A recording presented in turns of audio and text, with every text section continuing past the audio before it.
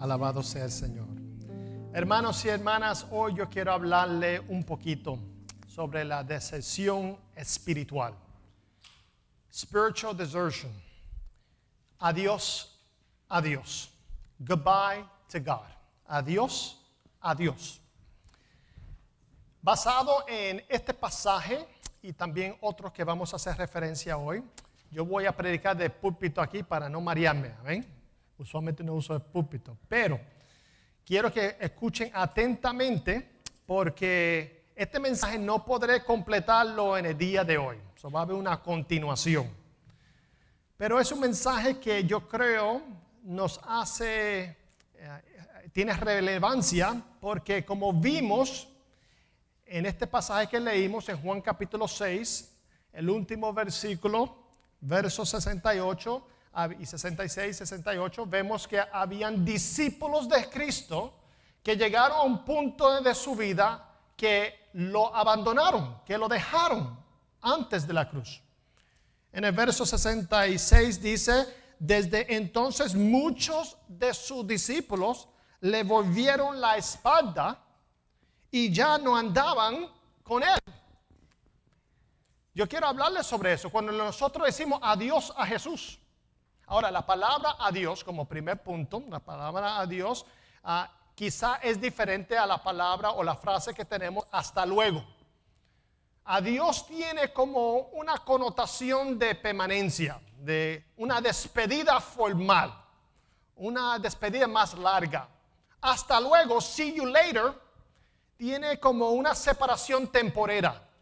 Tiene como la esperanza de volver a ver las personas. Nos veremos de nuevo. Hasta luego es I'll see you later. Adiós, farewell o goodbye. Es como decirle hasta la vista, baby. Ay, nunca ver a la persona.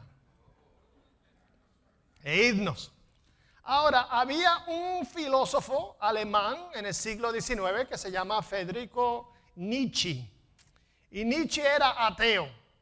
Él era una de las personas que empezó el movimiento en el siglo XIX y luego en el siglo XX, el movimiento que Dios está muerto. Ahora, no estoy refiriéndome a la película que se ha hecho recientemente, que hay muchos problemas con esa película teológicamente. Pero él hablaba desde el punto de que Dios está muerto, debe estar muerto por la situación del mundo, que muchas personas religiosas usan su religión para matar a otras personas, o para insultar a otros individuos, o para pensar que son mejores que otras personas. Y él tenía un disgusto, y él dijo lo siguiente, no obstante, él dijo, mientras Dios siga existiendo en el lenguaje humano, no se podrá afirmar de verdad que Dios ha muerto. Él dijo que había vocabulario que nosotros usamos, que mantiene la creencia en un Dios. Y yo creo que la palabra adiós precisamente es una de esas palabras. Porque si no se ha dado cuenta, adiós tiene Dios dentro. A y Dios. Entonces, esa palabra literalmente significa ir con Dios. Vaya con Dios. Es que Dios vaya con usted. Ese es donde viene, se origina esa palabra adiós. Es igual en francés, es igual en italiano, es igual en portugués. Se usan lo mismo y aún en inglés. Porque en inglés nosotros decimos goodbye. Pero la palabra goodbye es una contracción de God be with you. Porque antes, en el tiempo de Shakespeare, en el tiempo de Victoria, en la era victoriana, la palabra you era ye, Y-E. So goodbye, God be with ye. Una contradicción dice goodbye. O sea, la palabra goodbye en inglés significa Dios esté contigo. Y yo buscando en español palabras que contienen o frases que contienen a Dios en el vocabulario hispano. Vamos a ver si usted se identifica o ha dicho una de estas frases en su familia o en su crianza. Especialmente, por ejemplo, cuando alguien va a estornudar, eso mismo, estornudar. Yo lo dije también en el primer culto. No sé, ya me toca como cansando. Cuando alguien va a estornudar, por ejemplo, nosotros decimos en alemán, Gesundheit, right? Dios te bendiga. O en español, en inglés, God bless you, Dios le bendiga. También decimos salud. ¿Usted sabe dónde vino eso? Es que antes, cuando había plagas, la primera señal que uno tenía una enfermedad y quizá era mortal es que la gente empezaba a estornudar. Y decían salud. O decían Gesundheit, que Dios te bendiga. Y si seguía haciendo con esos síntomas, la gente decía, por lo menos en nuestra cultura hispana, decía Jesús, María y José. Eso significa que la cosa está mala. No, vamos a ver si hay, no sé cómo se traduce esto. I'm going to go slow para el que me está traduciendo. Porque estas son cosas como hispanas también. Hasta mañana, si Dios quiere. ¿Ves la frase como metemos a Dios en el vocabulario? Muchas cosas suceden gracias a Dios. Los planes saldrán adelante, Dios mediante. God willing. Los asuntos importantes se piden por Dios o incluso por amor de Dios. Los trabajos bien hechos se hacen como Dios manda. Las mejores cosas de la vida son divinas, celestiales. Cuando mejor nos encontramos, estamos en la gloria. La injusticia clama al cielo. Hay otra cosa, nacemos en este mundo y decimos, desnudo y decimos, como Dios te trajo al mundo. Si algo, la espontaneidad ocurre, uno dice, a la buena de Dios. En la escasez decimos, Dios proveerá. En la sorpresa decimos, Dios santo. ¿Cuánto ha dicho eso? Cuando las cosas no nos gustó como decimos las cosas o actuamos, decimos, líbrame Dios. En la incertidumbre decimos, Dios dirá. En la duda decimos, ¿sabe Dios? En gratitud decimos, que Dios te lo pague. Yo escucho siempre eso al pastor, que Dios te lo pague. ¿Cuánto han dicho eso? ¿Cuánto me lo han dicho a mí? No. En los buenos deseos decimos, que Dios te bendiga. En el asombro decimos, válgame Dios. En la resignación decimos, ay Señor. En la turbación, Dios mío. Del peligro, que Dios te guarde. En las grandes adversidades de la vida, que Dios te ampare. En la despedida, ve con Dios. Especialmente despedida larga, ve con Dios.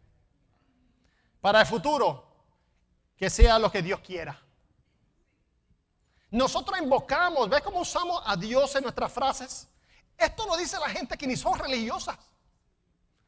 Hay personas que aún invocan a los santos, invocan a la Virgen María, invocan escrituras o piensan que están en la escritura. Por ejemplo, nosotros hemos escuchado, al que madruga, Dios le ayuda.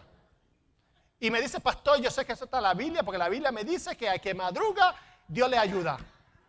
Y muchos de ustedes son controversiales, contenciosos. Usted quiere contradecir, yo escucho, yo no digo nada. ¿Qué me importa? Ahora, si me pregunta si está en la Biblia, yo le digo, hermana, usted es una hereje. Usted está diciendo cosas que no están en la Biblia. Hay muchos que piensan que Jericó está en la Biblia, Jericó 3:15. Y dice, a Dios rogando y con el mazo ando. Eso tiene que estar en la Biblia en un sitio. No está en la Biblia, pero nosotros hablamos así. Mira cómo nosotros hablamos y usamos el nombre de Dios en nuestras conversaciones diarias, aún no siendo religiosos. Tenemos también una contribución o contribuciones de nuestra herencia musulmán. Por 400 años, España estuvo bajo el dominio de los musulmanes y estuvo en paz. Coexistían diferentes religiones, en paz. Lea la historia. Y una de las cosas que una palabra, además de pantalón, eso viene de árabe, pantalón, es ojalá. Ojalá. O y alá. Esa es otra, si Dios quiere. Vemos que nosotros usamos frecuentemente, y muy distinto y muy cierto a lo que Federico Nietzsche dijo 2 siglos atrás, cuando él dijo, tenemos que eliminar el cristianismo, la religión del mundo, pero es difícil hacerlo mientras que el lenguaje humano continúa usando el nombre de Dios.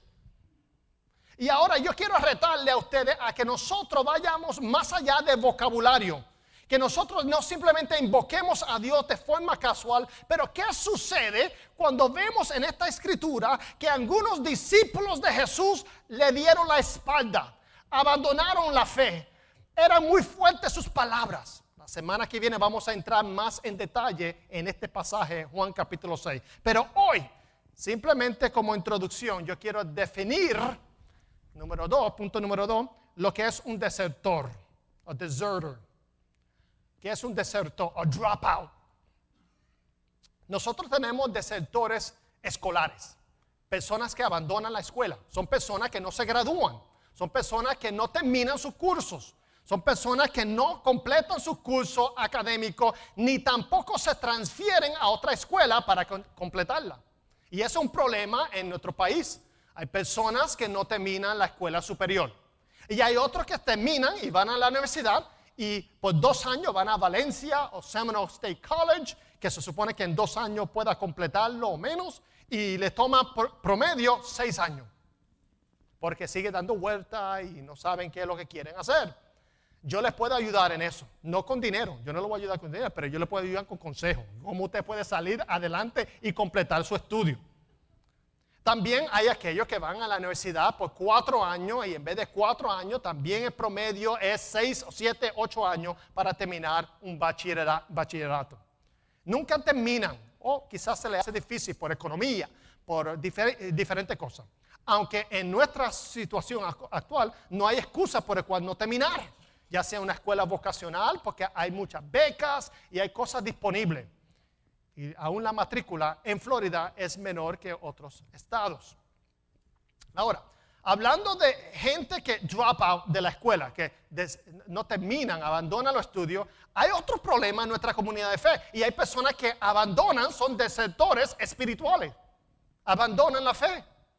Ahora, voy a decirle una palabra, no se asusten, esta es una palabra de teología y de Biblia en Timoteo, pero hay lo que se llama apostasía, apostasy o apóstatas.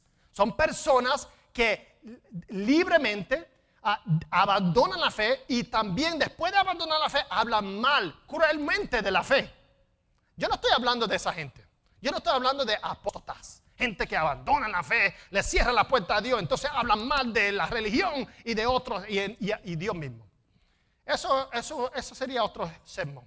Yo estoy hablando de personas que son dropouts, personas que simplemente dejan la fe por varias razones en nuestra comunidad de fe. Más de la mitad de la gente que se une a la congregación eventualmente llegan a ser inactivos. ¿Qué hacemos con personas que son desertores escolares? Tratamos de ayudarles. Porque sabemos que van a luchar. Van a tener más problemas académicamente, vocacionalmente, si no tienen una profesión. Van a recibir menos paga. Y después tienen hijos e hijas, etc. Y es más difícil volver a la escuela. Y muchos de ustedes orgullosamente lo han hecho. Usted sabe lo que yo estoy diciendo. No terminaron su high school, pero hicieron GED y lo lograron. Gloria a Dios por eso. ¿Qué hacemos con las personas que luchan con la fe y que simplemente abandonan la fe? Bueno, ese es el tema. Punto número 3 es los riesgos de ser un desertor o desertora. Estadísticamente, como yo le he dicho anteriormente, hay un número grande de personas que están llenando encuestas cuando le preguntan cuál es su religión y están poniendo ninguna. Esas son las personas ningunas. En inglés se llama nones. Nones, none of the above, and done. Done with church. No quieren saber de la iglesia y no quieren afiliarse a ninguna. Son personas que se consideran algunos espirituales. Hablan con Dios o tratan de reconectarse, pero no quieren saber con la institución religiosa. Ese número está creciendo en el mundo entero a más de 1 billón. El cristianismo tiene 2.2 billones de personas que profesan fe en Jesús. Y es la religión más grande, pero no es la más creciente. El grupo más grande que está creciendo son the nuns and the duns, aquellos que no tienen ninguna afiliación religiosa. ¿Qué hacemos con ellos? En la Biblia tenemos algunas personas que eran también, que abandonaron, algunos temporariamente, le dijeron adiós o hasta luego adiós. Hay una diferencia para algunos. Adiós es como permanente, hasta luego es a see you later, te veo después. Déjame darle algunos ejemplos, hay muchos, pero unos ejemplos. Uno es Jonás. Jonás en la escritura. Usted sabe la historia de Jonás, que Dios lo manda que vaya a una ciudad, Nínive, y él rehúsa hacerlo. Él dice, ¿para qué yo ir al medio con ese revolú, con esa gente, si yo puedo ir a España? Él quiso irse a España. Hey, ¿qué no le gustaría ir a España? En vez de ir al Middle East, vaya a Europa. Y Dios dice, usted sabe la historia, hay un chiste en el libro de Jonás, y es que Dios usa una ballena para vomitar el profeta. No se preocupe si es literal o no, ese no es importante del libro. Lo que es importante es la enseñanza. Cuando nosotros tratamos de hacer las cosas my way, mi forma, de mi manera, y abandonamos a Dios, aunque sea temporal, le decimos adiós a Dios, Dios tiene forma algunas veces de captar nuestra atención, y algunas veces tiene que ser una ballena que nos vomita. Imagínense cómo salió Jonás, pestoso, con todas esas cosas, con un pescado por la oreja o lo que sea, saliendo por los pantalones. Salió así. Hay riesgos cuando nosotros le decimos adiós a Dios. También vemos en las escrituras Elías pasó por una depresión, y nosotros hablamos sobre una serie, varios sermones sobre la depresión clínica, crónica, aguda, acute, chronic depression, depresión situacional, depresión biológica. Hablamos de eso. Y Elías pasó por donde él pensó que él era el único era el único fiel. Cuando usted escuche a una persona que diga, yo soy el único que puedo resolver su problema, o yo soy el único que hago esto, usted dice, esta persona tiene un problema de mental. Cuando él dijo, yo soy el único fiel, Dios les corrige al profeta y le enseña un poquito de humildad. Y le digo, yo tengo 7,000 personas que todavía no han dado rodilla a Baal. No se crea que usted solamente es mero. Y él en su depresión, en su soledad, en su cansancio, se aleja de Dios de un momento y se va a una cueva o debajo de un árbol y desea no vivir más. También hay otra persona que le dijo adiós a Dios de una forma u otra.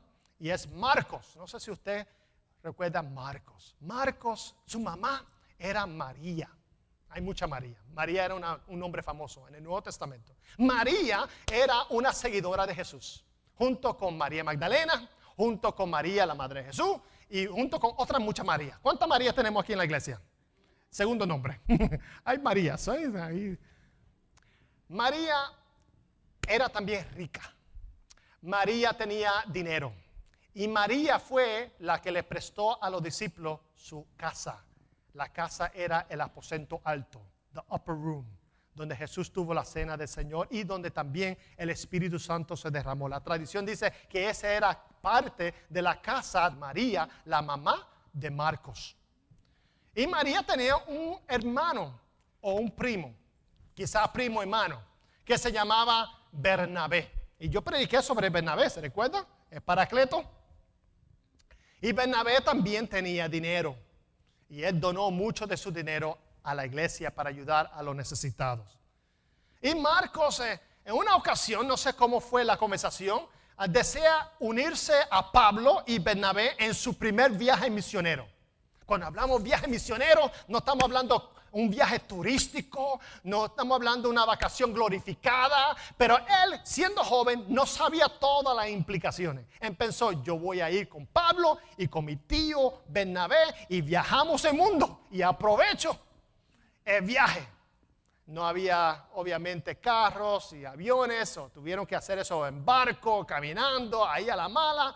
Y cuando él ve que no vale la pena seguir por este camino, en este viaje, porque había tanta controversia, lo arrestaron, lo insultaban, le perseguían, este muchacho dijo adiós a Pablo y a Bernabé.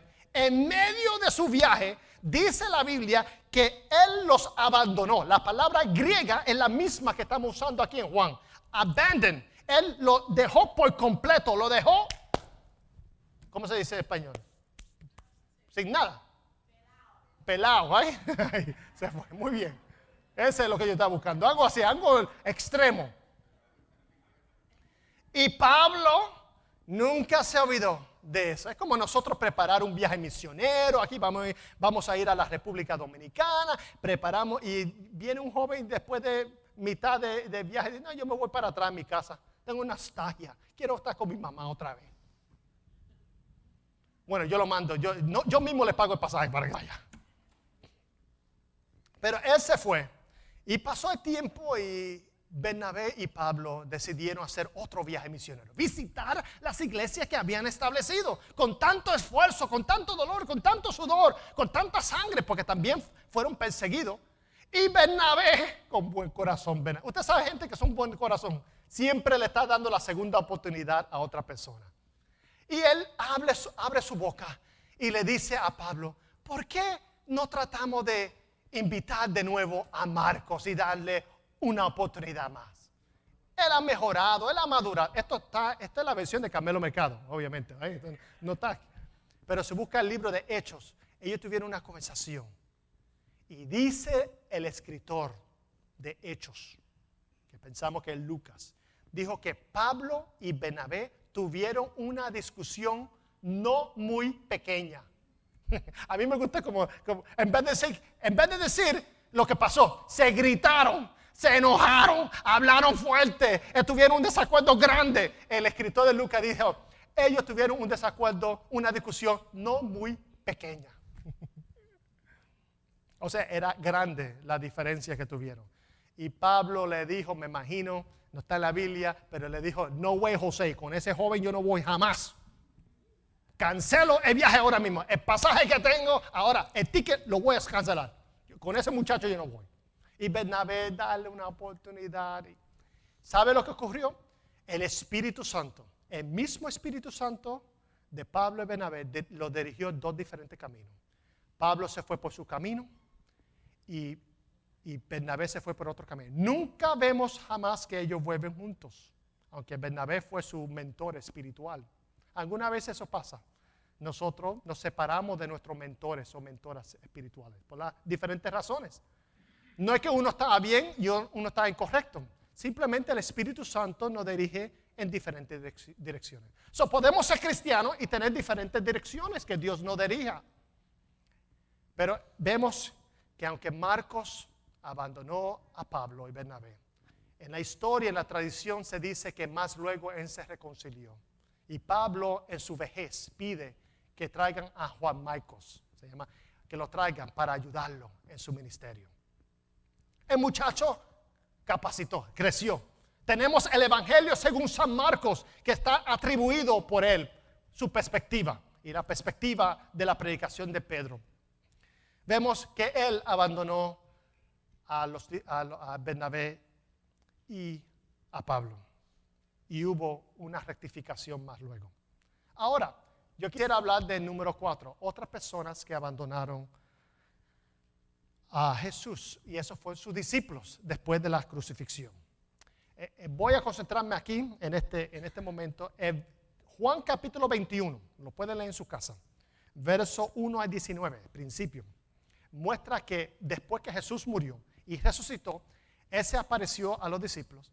Y en una ocasión, Pedro, el impulsivo Pedro, le dice a alguno de sus discípulos, let's go fishing. Vamos a ir a pescar. Ahora, es interesante que él dice, vamos a ir a pescar. ¿Por qué eso es interesante? Es interesante porque eso puede tener varias implicaciones teológicas. Está diciendo Pedro, después de la angustia de perder a Jesús, su Señor, su amigo, después de negarlo, está diciendo Pedro, vamos a olvidar lo que nos enseñó Jesús, vamos a volver otra vez a nuestra vida anterior, vamos a ir a nuestra profesión pasada y vamos a dejar lo que Jesús nos enseñó. ¿Está diciendo eso o simplemente está diciendo Pedro, vamos a ir a pescar, vamos a despejarnos, vamos a relax, vamos a escaparnos para nosotros procesar todo lo que ha pasado en estas últimas semanas? Necesitamos salirnos de las cuatro paredes de la casa de María, del aposento alto. Necesitamos nosotros escaparnos y como somos gente de la pesca, somos gente de afuera, vamos a ir a lo que nosotros conocemos para así procesar la pérdida de Jesús. O algunos dicen que vamos a ir a pescar. Pedro está diciendo de forma sutil adiós a Jesús. ¿Por qué decimos eso? Quizá hay personas que piensan que Pedro está diciendo todos los 3 años que hemos invertido de nada valió. No valió la pena. Lo crucificaron. Mira cómo estamos ahora con temor y miedo.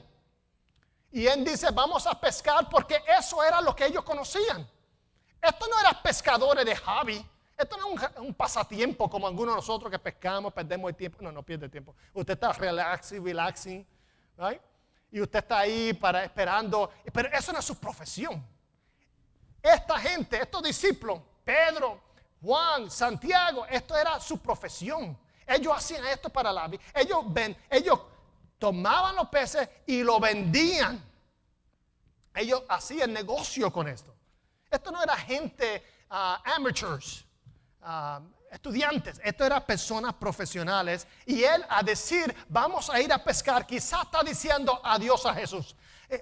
Quizás está pensando, vamos a ir a lo que nosotros conocemos. Lo que ocurrió en la vida de Jesús no lo entendemos. ¿Por qué ocurrió? No lo sabemos. Pero vamos a ir lo que nosotros sí sabemos. Vamos a sostener nuestra familia. Vamos a volver otra vez al trabajo. Vamos nosotros a conocer y comprender lo que comprendemos mejor. Y es la pesca. Vamos a pescar. Quizás usted en su vida ha dicho lo mismo. Vamos a pescar. Pero no en ese sentido, sino me voy. Voy a abandonar lo que me ha enseñado, lo que me han criado. Y dice la historia en Juan capítulo 21, lo que es interesante aquí es que ellos se van por la noche a pescar en el mar de Galilea. Yo estuve allá en el mar de Galilea, muy lindo, bello, muchas montañas alrededor.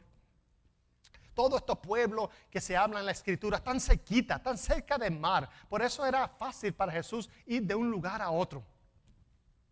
Y mientras que ellos están en el mar, estos profesionales ni un pez pueden conseguir toda la noche. Ni uno. Y quizás ellos empiezan a pensar, we're getting rusty. Nosotros estamos como mediocres. Quizás necesitamos ir a YouTube y ver cómo se hace esto, pescar, porque nos estamos olvidando. Porque ya hace 3 años que no pescamos. Y tenemos gente que nos puede ayudar. Y nosotros no hemos podido conseguir ni un pez toda la noche. Empezaron a quizá en su depresión a cuestionar si realmente volver otra vez a pescar y abandonar a Jesús y su enseñanza era lo más sabio, porque ahora no sirven para nada, ni para pescar sirven. Lo que ellos hacían pues, antes, ahora ha pasado 3 años de pescar y no pueden pescar ni una sola cosa. Yo estoy especulando lo que quizá le vino a la mente toda la noche y viene por la mañana. Y dice las escrituras en Juan 21 que vieron una persona extranjera, a stranger, alguien que no reconocían, que desde la distancia, desde la orilla, le hace 2 cosas. Le dice una cosa. Primero le pregunta, ¿tienen pez? ¿Han pescado algo como para mí? Y ellos contestan, no. Pero así, punto. No dice como, no, Señor, espera mañana. No, están frustrados. Toda la noche y viene como freeloader. ¿Sabe lo que es un freeloader? Aquí es que vive de los demás. Nosotros trabajando y viene que no ha hecho nada. ¿Tienes pescado para mí, pez para mí? No. Segundo, entonces vemos que esta persona le dice a ellos, si quiere, pon la red al otro lado del barco para ver lo que pasa. Ahora, quizá Jesús estaba viendo de una distancia muchos peces que estaban alrededor y ellos no se dieron cuenta. O quizás simplemente por Jesús mismo estar allí y le dijo eso, los peces vinieron. Pero yo sé que ellos empiezan a obedecer, ellos empiezan a echar la red por un lado y ¿qué sucede? Se llena la red de peces. Y esto es lo interesante de esta historia. Es cómo Jesús trata a personas que lo abandonaron. Cómo Jesús trata a personas que cuando fue crucificado no estuvieron presentes. No lo quisieron tanto. No lo amaron mucho. Amaron más su pellejo. Amaron más su seguridad. Y cuando Él necesitaba de ellos, no estaban presentes. ¿Cómo Jesús trata a esta persona? Primero vemos que Jesús los trata con humor. ¿Tiene pescado por ahí para mí? Segundo, Jesús le pide que ellos miren las cosas desde otra perspectiva. Usted quizás está cuestionando, quizás usted está pensando o conoce gente que está cuestionando abandonar la fe, a decirle adiós a Dios, y quizás lo que nosotros necesitamos es otra perspectiva. Al otro lado hay peces que nosotros no estamos viendo, pero Dios lo ve y Dios quiere que simplemente si seguimos, si no abandonamos la fe, Dios tiene bendiciones hasta que sobreabunde sobre nuestra vida. We just can't see it yet. Nosotros todavía no lo podemos ver.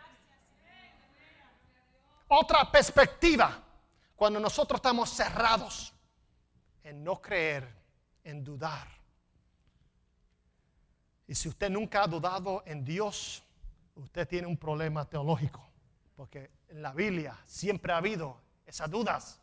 En la Biblia, los salmos, ha habido lamentaciones. Y eso es lo lindo de tener una relación con Dios, que nosotros podemos cuestionar, nosotros podemos pedirle a Dios, buscar, y Dios nos da muchas veces perspectivas diferentes a la nuestra. Y vemos, hermanos, aquí que Juan le dice a los que están en el bote, en el barco, le dice, yo creo que es Jesús, pero no sé si tenía un hood, si tenía algo encima, parece. Y cuando él escucha eso, Pedro dice que está desnudo. Yo no sé, yo no puedo vivir así, con una persona desnuda, pero esa gente son gente de calor. Si usted cree que hace calor allá, imagínate vivir un desierto. Estaba el barco desnudo y dice que se pone ropa y se tira en el agua.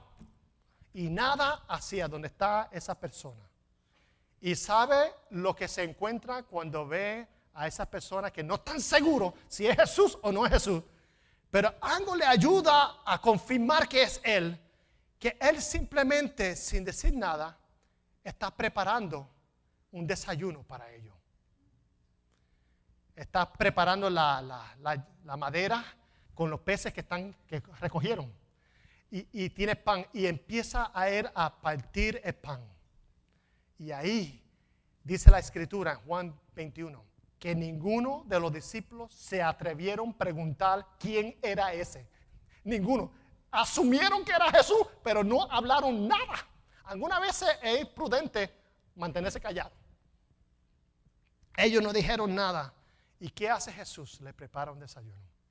Para las personas que lo dejaron, para las personas que lo abandonaron, que le dijeron hasta luego o adiós Jesús. Para personas que quizás estaban pensando, vamos a volver a pescar, vamos a volver a nuestra vida anterior, vamos a volver a lo que nosotros conocemos, porque Jesús no lo conocemos muy bien, no entendemos muchas cosas de Dios, pero vamos a volver a lo que conocemos. Para esas personas Jesús no viene con regaños, Jesús no viene con reprensiones, Jesús no viene a scold y decirle, mira, I told you so, o porque ni un gran discurso.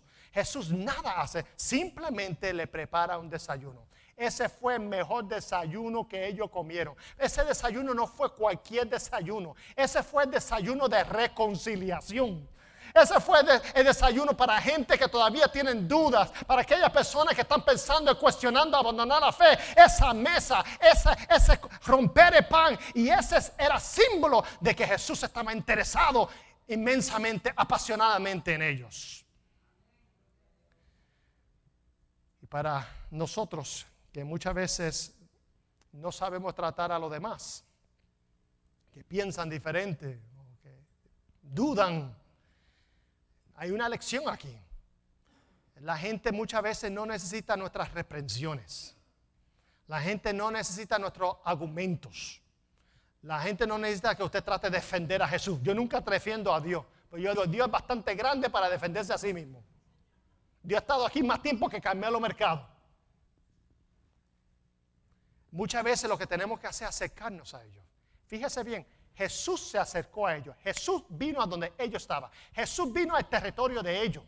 Lo que ellos conocían. Y la iglesia, para que seamos iglesia misional, missional, significa que la misión de la iglesia no es llenar banco, la misión de la iglesia no es cantar himno, la misión de la iglesia no es orar simplemente por el mundo. La misión de la iglesia es la misión de Dios. Y la misión de Dios es ir donde está la gente en su territorio para ofrecerle una cena de reconciliación. La misión de Dios debe ser la misión de la iglesia, no la programación de la iglesia. Y muchas veces nosotros nos sentamos en juicio de otras personas y queremos personas que quizá han abandonado la fe o han dicho hasta luego a Dios. Nosotros les cerramos la puerta, no ofrecemos palabra de elogio, no le damos la bienvenida para atrás. No le decimos le extrañamos, simplemente le decimos fuera. Jesús no habló así a sus discípulos. Jesús usó humor. Jesús no dijo mucho, pero lo que hizo fue memorable. Hasta el día de hoy, 2000 años después, yo estoy contando esta historia. La historia de reconciliación de personas que lo dejaron, que lo abandonaron. En la Biblia, usted conoce gente que son rajatabla, no sé cómo. Rajatabla, no sé cómo. Fundamentalistas, son bien constantes en su creencia. Bueno, usted no está solo, porque en la Biblia también había rajatablas. Si usted ha leído Apocalipsis, el escritor de Apocalipsis, Juan, fue rajatabla. Porque él está escribiendo a una cultura de gente que abandonaron, dijeron adiós, adiós.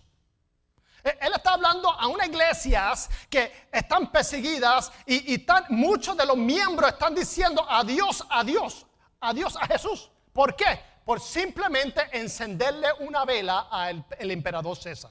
La adoración al emperador era algo que empezó a moverse, promoverse. Los emperadores empezaron a tener una cabeza que empezó a crecer como un fenómeno. Y creer su propia mentira, que ellos eran dioses. Y lo que ellos querían era que el imperio romano, algunas gentes, algunas secciones, empezaran a adorar al emperador como Dios, como su Dios. Era para unificar la nación, el imperio. Y había algunos cristianos, que ustedes quizás los conocen, que ellos, yo no tengo problema con eso. Yo puedo encenderle una vela a una estatua ahí, la cabeza de César, y eso no significa absolutamente nada para mí. Yo le enciendo la vela y sigo con mi trabajo, sigo con mi escuela, sigo con mi vida y con mi vecindario, y no creo un show. No voy a hacer un problema con la gente. Yo enciendo la vela porque encender la vela no significa nada para mí. Había cristianos que encendían velas porque eso era lo único que tenía que hacer. No era una confesión, no era convertirse y dejar su religión. El emperador lo que quería es en cada pueblo, cada idea, que la gente que eran patrióticas, nacionalistas, mostraran su patriotismo o su nacionalismo encendiendo una vela a César.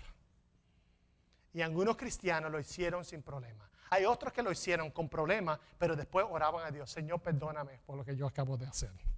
Lo enciendo, pero yo voy a pedirle perdón a Dios. Y había algunos, como el escritor de Apocalipsis, que era rajatabla. Él era negro y blanco nada más. Él decía, el que enciende, el que adora al emperador. Y él lo llamó una ramera. Lo llamó también la Gran Babilonia. Lo llamó una bestia. Las imágenes del imperio romano y su exigencia de adoración, este escritor la llama, es una bestia. Y los que se someten a la bestia y tienen el número de la bestia, le espera el juicio. No hay otra forma. Ese es el contexto de Apocalipsis. Usted cree que Apocalipsis tiene que ver con el futuro. El Apocalipsis tiene que ver con mucho con el pasado. Y nos enseña a nosotros cómo vivir en el futuro ahora. Y él dice, él llama a esta gente mentirosos. Y él dice, hay un lugar preparado para esa gente que son mentirosas, que traicionan, que se olvidan. Y él dijo, la única forma, ser fiel hasta la muerte. Y yo te daré la corona de la vida. That's it. No puede haber golpe de estado porque no tenemos la forma de hacerlo. No, aquí es ser fiel, y Apocalipsis 7 es el capítulo central de todo ese libro. Muestra que gente que está en vestimenta blanca son mártires, gente que han dado su fe, gente que dijeron, nosotros no le encendemos ni una vela ni a un César, solamente es Dios, el Señor Jesucristo nuestro Dios. A Él solamente vamos a servir. Esa gente pagaron el precio, lo mataron. Y él ve a esas personas delante del trono de Dios y del Cordero. El Cordero que está parado, pero degollado. Un Cordero con la degollado. Dice Cordero inmolido. Inmolido significa degollado. Es Cristo crucificado, pero resucitado, está parado. Y dice, ¿hasta cuándo? ¿Hasta cuándo seguiremos sufriendo? Pero no todos en la Biblia, los escritores, eran tan rajatabla. Vemos más luego Agustín, un predicador, que se convirtió en la edad de 30 y pico de años, 33 años, 36 años. Él era un mujeriego, tenía un hijo por allá que nunca se casó, tuvo un hijo, era un filósofo. Agustín vivió en el siglo IV, en el año 300 y pico. La ciudad de San Agustín se llama por él. La primera ciudad establecida en los Estados Unidos fue en San Agustín, como 2 horas de aquí. Pero Agustín era un filósofo, vivió la vida loca y entonces por fin tenía una mamá que lo amaba y oraba a Dios. Ella sí se convirtió al cristianismo. Y ella oró y por fin una vez él escuchó un sermón de un pastor intelectual que le conmovió el corazón y salió afuera.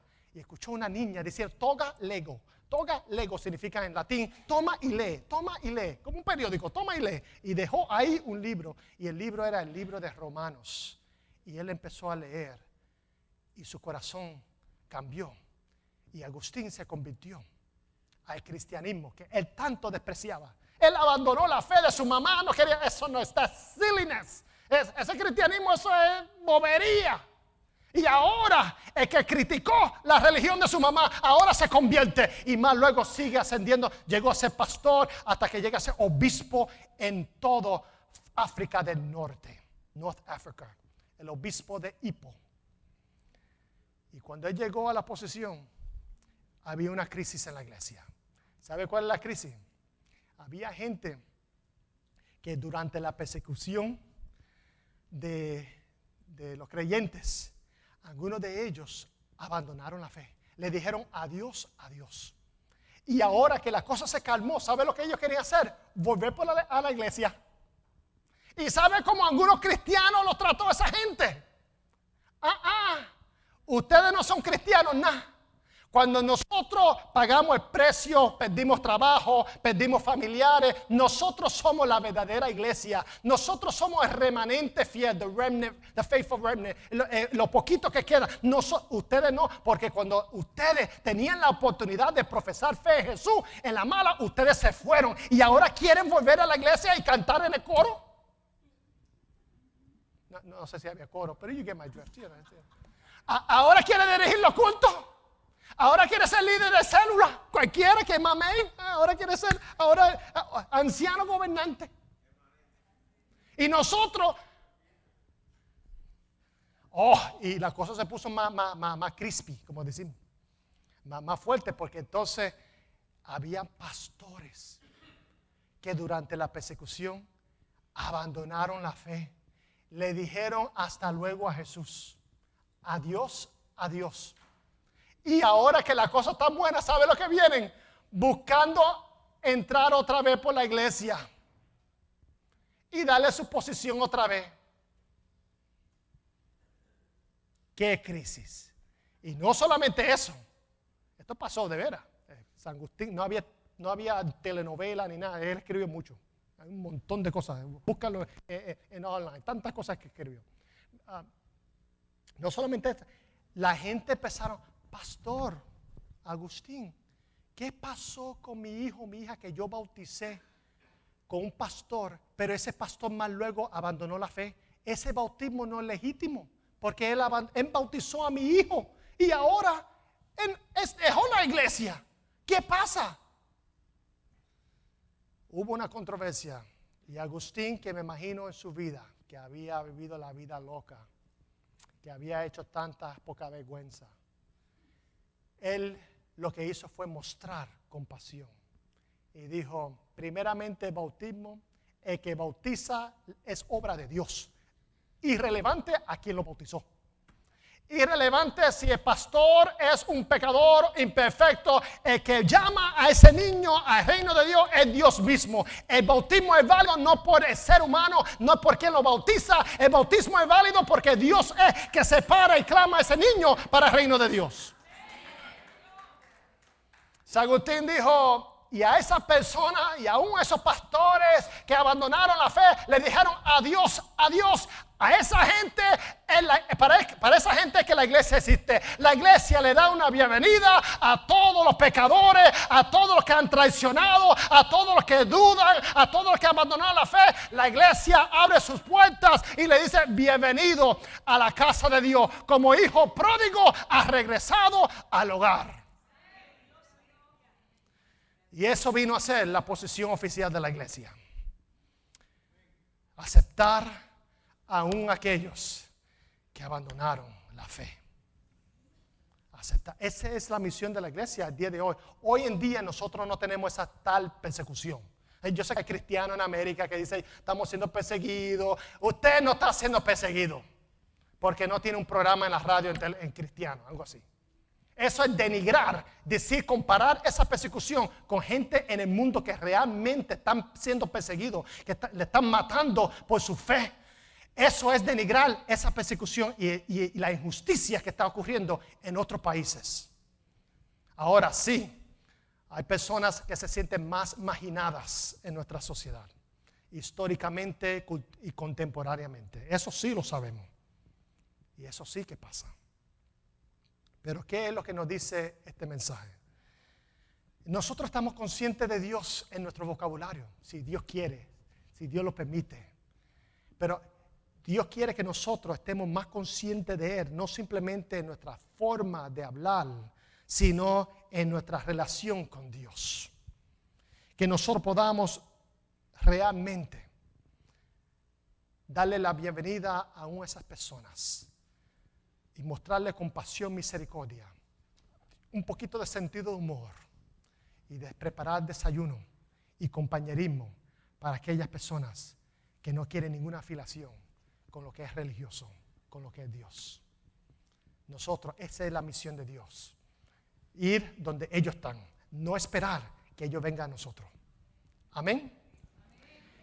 La próxima semana volveremos a hablar sobre Juan capítulo 6. A continuación, mismo canal, la misma hora, la semana que viene. Amén. Oremos. Amado Dios, en el nombre de Jesús, venimos ante ti, Señor, porque reconocemos, oh Dios, que hay personas en nuestra sociedad, más que nunca, que tienen poca relación o afinidad a lo religioso. Muchas veces las cosas que les disgusta es la violencia en el nombre de religión, los insultos a nombre de Jesús. Cómo tratamos a personas que adoran o piensan diferente. Oh Dios, pero nosotros tenemos una oportunidad en el siglo XXI de tratar de ser como Jesús y ver cómo Él trató a aquellos que lo dejaron a Él, que lo trataron cruelmente o lo trataron con indiferencia y lo abandonaron. En Jesús no vemos regaños, no vemos discusiones, no vemos reproches. Lo que vemos es mucho amor. Vemos que Jesús va donde ellos están, donde ellos se sienten cómodos. En su mundo de pescar, ahí se encuentra Jesús. En su mundo de quizá decirle adiós a Dios, Jesús viene no para confrontarlos con odio o con reproche, sino para prepararle un desayuno. Enséñanos, oh Dios, a ser más como el Maestro, a seguir sus pisadas. Transforma nuestra perspectiva para que así otros puedan seguir el príncipe de la paz, para que otros puedan reconocer y confesar que Jesucristo es el Señor, para que otros puedan ver que en la comunidad de fe hay valor y apoyo mutuo cuando nos reunimos en tu nombre para exaltar tu nombre, para ayudar a aquel o aquella que no tiene comprensión de lo que hacemos. Te lo pedimos en el nombre de Jesús, nuestro Señor y Salvador. Amén. Amén. Puesto en pie, hermanos y hermanas, nosotros afirmamos nuestra fe. Y esta es credo.